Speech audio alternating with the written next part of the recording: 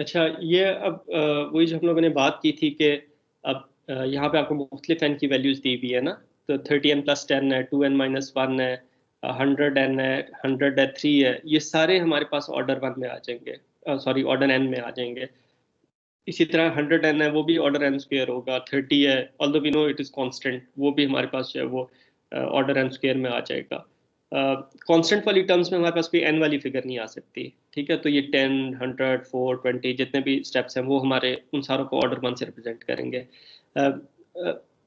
Technically all of this is fine, लेकिन जब हम लोग प्रैक्टिकली जब हम लोग इसको कर रहे होंगे, तो ये वाली जो चीज़ है इसको हम लोग ऑर्डर वन के अंदर जो है वो ले जाएंगे। क्यों? क्योंकि 100 जो है that is closest to order one.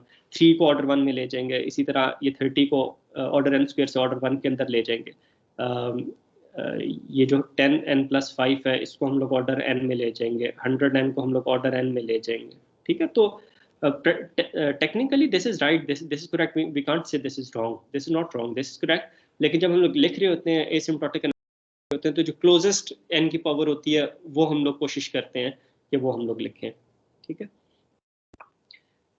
Okay, ये हमारे पास एग्जांपल्स हैं, these are all correct, but as I said कि हम लोग जो है वो इसको जो ये जो क्लोजेस्ट पावर्स हैं इनको जो है वो हम लोग प्रेफर करेंगे, दे आर प्रेफर्ड।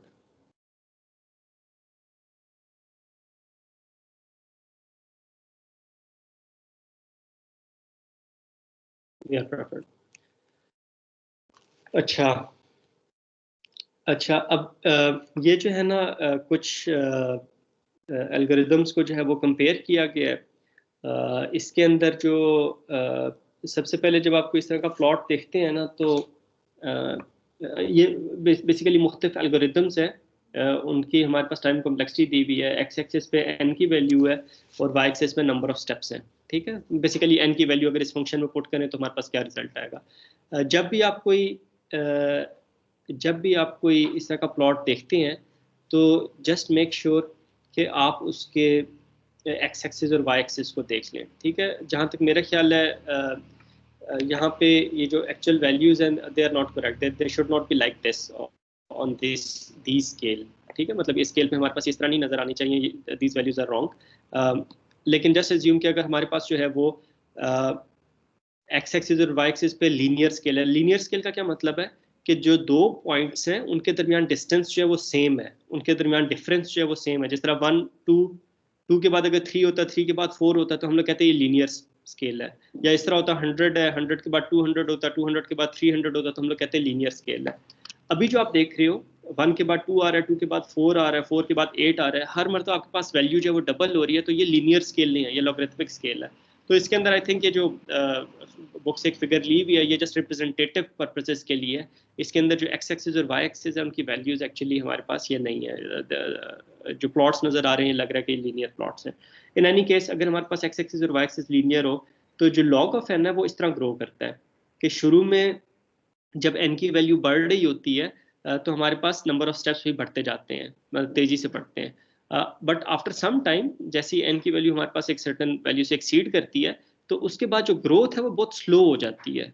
ठीक है, तो just we just say that if an algorithm has a time complexity of log of n, तो यू कैन इमेजिन कि अगर लॉग बेस 2 ले रहे हैं आप, तो और जो आपके पास नंबर ऑफ वैल्यूज हैं वो आपके पास 1024 है, एन की वैल्यू 1024 है, तो log base 2 of 1024 will be 10। तो 1000 वैल्यूज के लिए वो एल्गोरिदम 10 स्टेप्स में प्रॉब्लम सॉल्व कर रहा होगा, 2000 के लिए 11 स्टेप्स में कर रहा होगा, 4000 के लिए 12 स्टेप्स में कर रहा होगा। तो यू सी के हमारे पास जैसे जैसे एन की वैल्यू हम लोग डबल करते जाते हैं, तो नंबर ऑफ स्टेप्स जो हैं वो हमारे पास लीनियरली इंक्रीज होते जाते हैं, एक एक करके जो बढ़ते जाते हैं। तो लॉगरिथमिक एल्गोरिथम्स, सबसे जो फास्ट एल्गोरिथम्स होते हैं वो हमारे पास कांस्टेंट एल्गोरिथम्स होते हैं कि just imagine this is a straight line. तो जो कांस्टेंट एल्गोरिथम्स होते हैं वो हमारे पास जो होते हैं इनपुट के ऊपर डिपेंड नहीं कर रहे होते। ये भी हम लोग इस कोर्स के अंदर करेंगे, कांस्टेंट एल्गोरिथम्स जो हम लोग देखेंगे इस कोर्स में। वो जो होते हैं हमारे पास इनपुट के ऊपर, इनपुट साइज पे डिपेंड नहीं कर रहे होते, वो हमेशा इनपुट साइज क्या है वो हमारे पास सेम नंबर ऑफ स्टेप्स ले रहे होते हैं। तो जो सबसे फास्टेस्ट होते हैं वो हमारे पास कांस्टेंट टाइम एल्गोरिथम्स होते हैं, उसके बाद लॉगरिथमिक एल्गोरिथम्स होते हैं। ये भी अभी हम लोग देखेंगे, नेक्स्ट क्लास में हम लोग देखेंगे एक लॉगरिथमिक एल्गोरिथम जो है वो हम लोग कवर करेंगे। लॉगरिथमिक के बाद हमारे पास ऑर्डर एन के एल्गोरिथम्स होते हैं, ठीक है। ऑर्डर एन के जो हमारे पास एल्गोरिथम्स होते हैं, जितना हमारे पास प्रॉब्लम साइज होता है उतने वो स्टेप्स ले रहे होते हैं, कि अगर 1000 एलिमेंट्स हैं तो वो 1000 स्टेप्स लेंगे and so on. N log n के बाद फिर हमारे पास एन लॉग एन के एल्गोरिथम्स आ जाते हैं, फिर एन स्क्वायर के एल्गोरिथम्स आ जाते हैं, एन क्यूब के एल्गोरिथम्स आ जाते हैं। ये जो सारे एल्गोरिथम्स हैं इनको हम लोग कहते हैं पॉलिनोमियल टाइम एल्गोरिथम्स, ठीक है। Polynomial time algorithm, polynomial time क्यों कहते हैं कि एन की एक सर्टेन वैल्यू के लिए हमारे पास इसके रिजल्ट्स जो हैं वो हमें मिल जाते हैं। इसके अलावा जो होते हैं ऑर्डर एंड 4 के भी हमारे पास एल्गोरिथम्स हो सकते हैं, बहुत ज़्यादा नहीं होंगे लेकिन हो सकते हैं। उसके अंदर भी हमारे पास जो नंबर ऑफ स्टेप्स हैं वो स्टिल हम लोग उसको पॉलिनोमियल कहेंगे। लेकिन जब हमारे पास एन, पॉलिनोमियल क्या होता है कि एन की हमारे पास कोई वैल्यू है n to the power x, and x is not very large, right. X is much much smaller than n, much smaller than n. तो जब हम लोग ये कहते हैं कि एन की पावर एक्स है तो इसे हम लोग कहेंगे कि ये हमारे पास पॉलिनोमियल टाइम एल्गोरिथम्स है। रियल वर्ल्ड के अंदर जब हम लोगों ने किसी प्रॉब्लम को सॉल्व करना होता है, if the time complexity of that algorithm is polynomial time, we can solve it in maybe in a few from a few microseconds to a few minutes or few hours या few days। उसके अंदर हम लोग उसको जब solve कर लेते हैं for a considerably large value of n। लेकिन जो हमारे पास नॉन पॉलिनोमियल एल्गोरिथम्स होते हैं, जैसा 2 की पावर n होगी, ठीक है। इसके अलावा और क्या हो सकता है, हमारे पास n फैक्टोरियल हो सकता है, ठीक है। हमारे पास किसी और 10 टू द पावर n हो सकता है, कोई भी हमारे पास हो सकता है। मोस्टली हमारे पास 2 टू द पावर n में आ जाएगा, n फैक्टोरियल हो जाएगा। जब किसी एल्गोरिथम की टाइम कॉम्प्लेक्सिटी इतनी ज़्यादा हो जाती है तो वो हम लोग इवन n की वैल्यू जब हमारे पास 100 200 तक भी पहुंच जाती है तो हम लोग उसको एक सर्टेन टाइम के अंदर उस प्रॉब्लम को सॉल्व नहीं कर सकते किसी भी कंप्यूटर के ऊपर। तो फिर हमारे पास अगर ऐसे कोई एल्गोरिदम आते हैं जिनकी टाइम कॉम्प्लेक्सिटी इतनी ज़्यादा है, जो होती भी है, तो फिर हम लोग उन एल्गोरिदम्स को एज इट इज़ इम्प्लीमेंट नहीं करते। फिर हम लोग क्या कहते हैं, हम लोग उसकी अप्रोक्सीमेट सोल्यूशन की तरफ जाते हैं, कि जिस तरह ऑर्डर 2 टू पावर n का एल्गोरिदम है वो हमारे पास एक सर्टन काम एग्जैक्टली करके देता है। तो हम लोग कहते हैं कि ठीक है, हमारे पास एग्जैक्ट काम ना हो, एग्जैक्ट आंसर ना आए, एक अप्रोक्सीमेट सोल्यूशन हमारे पास आ जाए, लेकिन कम टाइम के अंदर आ जाए, 2 टू द पावर n में ना आए, n स्क्वायर में आ जाए, n क्यूब में आ जाए, तो हम लोग फिर उसकी अप्रोक्सीमेशन जो है वो यूज़ करते हैं। ये आपके पास एक एग्जांपल दी हुई है कि अगर हमारे पास प्रॉब्लम साइज जो है वो इस तरह है 10 20 30 40 50 100, तो 100 के बाद जो है ये फिर पावर के हिसाब से इंक्रीज हो रहा है, 100,000 10,000 100,000 1 मिलियन सो ऑन। तो अब आप ये देखो कि अगर आपके पास एक स्टैंडर्ड एक सिंपल आपके पास जो है वो कंप्यूटर है, उसके अंदर अगर आप एज्यूम करो कि आपके पास जो है वो कुछ माइक्रो सेकेंड्स के अंदर जो है वो एक स्टेटमेंट को एग्जीक्यूट कर रहा है, तो आपके पास जो एक लॉगरिथमिक एल्गोरिदम है उसके अंदर अगर आप उससे 1 बिलियन साइज की भी इनपुट देते हो, ठीक है, अगर टाइम कॉम्प्लेक्सिटी उसकी ऑर्डर लॉग ऑफ एन है, उसे 1 बिलियन साइज की भी आप इनपुट देते हो तो वो कुछ micro second, less than a micro second में उसको सॉल्व कर देगा। एक नॉर्मल कंप्यूटर, यहाँ पे बहुत फास्ट कंप्यूटर की बात नहीं कर रहे, एक नॉर्मल कंप्यूटर की बात कर रहे हैं।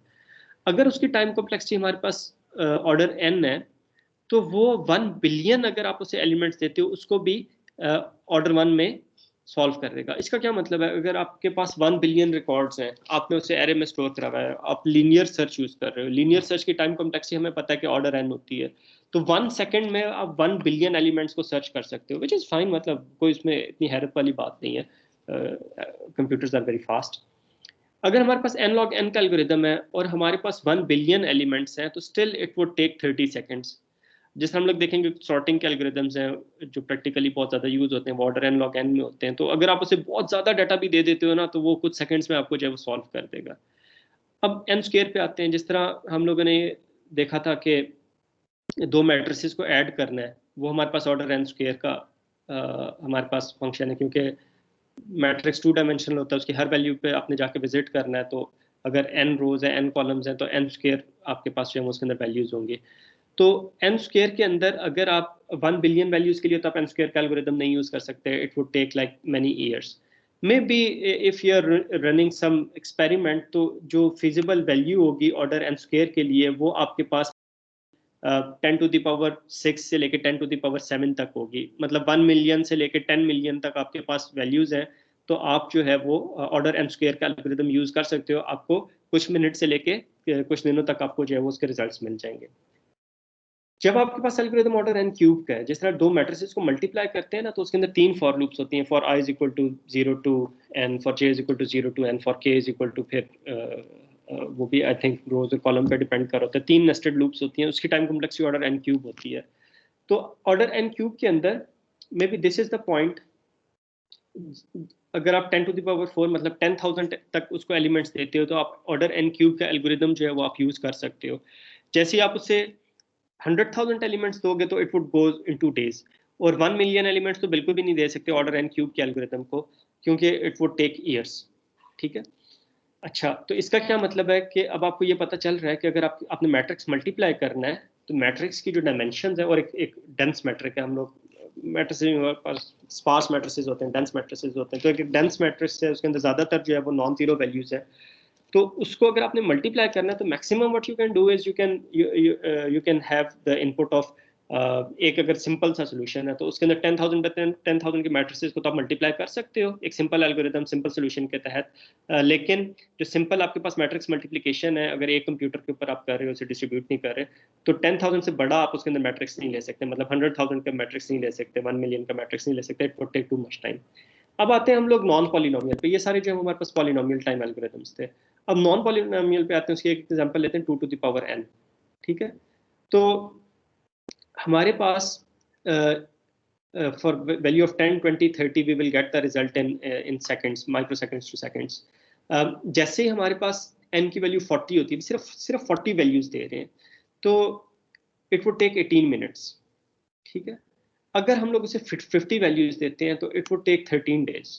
ठीक है। मतलब आप इवन 40 से बड़ी वैल्यूज जो है वो आप 2 टू द पावर n के एल्गोरिथम को नहीं दे सकते, it would take a lot of days. लेकिन जैसे ही आप उसे 100 वैल्यूज दोगे, तो it would take 4 into 10 to the power 15 years. मतलब you can not wait that long, मतलब इतनी तो शायद यूनिवर्स पे इतना अरसा जो है वो नहीं रहेगी, you can not wait that long. तो आपके पास order 2 to the power n का एल्गोरिदम है, तो उसका मतलब है कि आप उसके अंदर जो है उसको जो है 40-45 से ज़्यादा वैल्यूज जो आप नहीं दे सकते। हैविंग सेड दैट, कौन से एल्गोरिदम्स हैं जो 2 टू द पावर n के होते हैं? मैंने आपको बहुत शुरू में बताया था कि जो गूगल मैप्स होता है वो क्या करता है, हर पॉइंट को, हर इंटरसेक्शन को, सिटी को, रोड के एंड को, जो भी आपके पास जहाँ पे चलो इन सिंपलेस्ट वे कर लो कि आपके पास सिटीज को जो है वो एक नोड के तौर पे ले लेता है, और फिर जो है वो जो एक नोड से दूसरी नोड तक सड़क डायरेक्टली जा रही होती है, उसको जो है वो एक एज से जो है वो रिप्रेजेंट कर लेता है, नोड मीन वर्टेक्स। तो जो हमारे पास आपने ये देखना है कि गूगल मैप्स के अंदर कितनी सिटीज होंगी। ऑफ कोर्स मतलब जो पॉइंट्स होंगे वो मिलियंस में होंगे, डेफिनेटली मिलियंस में होंगे। ठीक है। अब मिलियन उसके अंदर पॉइंट्स हैं, और गूगल मैप हर पॉइंट से हर पॉइंट तक का डिस्टेंस कैलकुलेट करता है। उस वक्त नहीं करता जब आप सर्च का बटन दबाते हैं, लेकिन उसने अपने पास कैलकुलेट करके रखे होते हैं, एटलीस्ट एक मतलब उसने कैलकुलेट किया है। अगर आपने हर पॉइंट से दूसरे पॉइंट तक शॉर्टेस्ट पाथ निकालना है, तो ये order 2 to the power n का सोल्यूशन है। इसका जो ऑप्टिमम सोल्यूशन है वो आपको order 2 to the power n steps में मिलेगा। दैट मीन्स के गूगल जो है वो एग्जैक्ट सोल्यूशन नहीं यूज कर रहा, कोई अप्रोक्सीमेशन यूज कर रहा है। That can be a very good approximation, क्योंकि अगर हमारे पास वो एग्जैक्ट सोल्यूशन यूज करता है, तो मतलब वो फिर मिलियन, जब n की वैल्यू मिलियंस में चली जाएगी, two to the power n का एल्गोरिथम, मतलब गूगल सुपर कंप्यूटर्स भी सारी दुनिया के यूज कर ले, तो उससे कंप्यूट नहीं कर सकता। ठीक है। तो इसका मतलब है कि वो हमारे पास order 2 to the power n का एल्गोरिथम नहीं यूज कर रहा, वो बेसिकली कोई अप्रोक्सीमेशन यूज कर रहा है, और उसकी बेस पे जो है वो रिजल्ट्स निकाल रहा है। ठीक है। तो ये this was just to give you an example कि जैसे हमारे पास n की वैल्यू जो है वो हमारे पास बढ़ रही होती है, और हमारे पास जो डिफरेंट हमारे पास टाइम कॉम्प्लेक्सिटी के एल्गोरिदम्स होते हैं, वो हमारे पास कितना टाइम लगाएंगे एक सिंपल कंप्यूटर पे। ठीक है। तो यू कैन सी कि हमारे पास प्रेफर्ड होगा कि जितनी हमारे पास n की पावर कम हो, उतना वो एल्गोरिदम जो है वो हमारे लिए बेहतर होगा। जी बेटे, यहाँ तक कोई क्वेश्चन हो आप लोगों का?